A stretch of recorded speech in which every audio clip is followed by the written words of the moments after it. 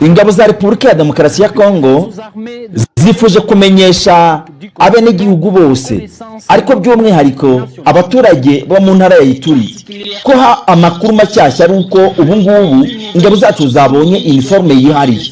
Izi uniforme zihariye ntabwo zikuye ko abazambaye ari abasirikare ba FARDC, ayi uniforme yihariye izajya yambarwa gusa n'abazajya bakorera muri ibi bice.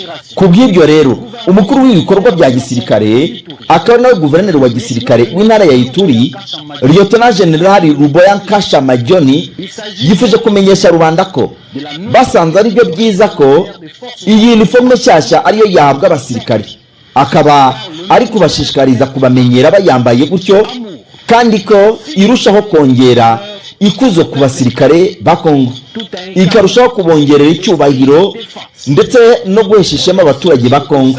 Ibyo bikazongera umutima wo kurengera igihugu, gukomeza kwitangira gahunda zo gucunga umutekano w'abaturage. Nanone kandi izi muzankano zikaba nanone zigaragaza urukundo rw'igihugu, icyubahiro no kurushaho gushyira ku mutima mu buryo budashidikanywaho gahunda z'umutekano wa rubanda ku ngabo za FARDC, urukundo rw'igihugu ndetse no gukomeza kuba urutirigongo rw'icyizere cy'ejo hazaza h'abaturage.